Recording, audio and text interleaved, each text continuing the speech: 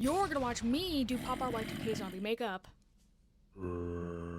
Now, we did this a while ago, and I don't want to toot my own horn, but it was pretty damn good. I drew up what I wanted to do, so we're gonna put this on my face. And of course, we're gonna prime this face and glue down these eyebrows. We gotta make our caterpillars non-existent. It's time to take our Athena Face of Body painting palette and use that lime green all over the face. For the first layer, because for the second layer, we're gonna add some white to make it more opaque. The green by itself was pretty see-through, right? And that's not what your girl is going for. And even though we're gonna be taking some of this off, I do want to add some dimension with some highlights and shadows. I'm gonna use my Myron cream stick for some highlights, and for the contour I'm going to use the dark green from the Athena palette. Using the same dirty brush, we're going to blend everything out. And now that the base is looking flawless, we're going to take a wet Q-tip and cut out where the pink is going to go, which this time everything is intentional. Now after this step is where I switch some things up. Now as I'm sitting here carving my face, I feel a demonic presence, and it no longer wants to be ignored. So I keep carving my face as I feel a demonic presence on top my shoulders. Anyways, after carving everything out, before putting on the pink, I'm going to powder my face. Reason being, if I powder my face when the green and pink paint are wet, they are going to mix. So I'm going to eliminate that entirely. And guess what? It worked. So now we're going to fill all this in, and it did take a little longer than expected. But can we just take a moment and appreciate how pretty this pink is? And yet again, we're going to set this face. And we're going to use some hella powder. We are finally ready to add some damn detail. The face is feeling bland, specifically the pink. So I'm going to mix the white and the pink from the You Can Be water activated face paint to do some pink squigglies. And whatever the hell I just did in my head, we're going to do to my eyes as well. Now the squigglies are not supposed to look like a brain. It's just for pattern. After all of my hard work, we're gonna draw on some cunty eyebrows. I love a thin eyebrow. I don't know what it is.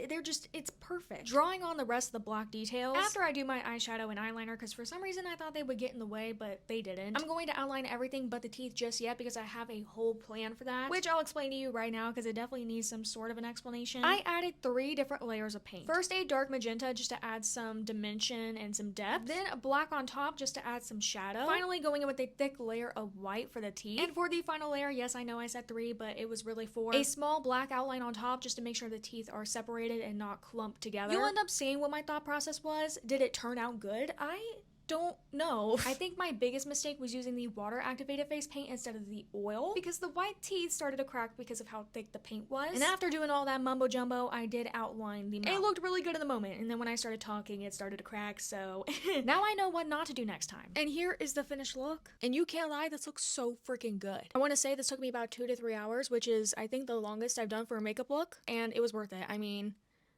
it looks friggin' good. I think my favorite detail is the pink swirlies. I think it adds so much. But anyways, let me know what you think in the comments. I know it looks good. I want to hear it coming from me. Yo.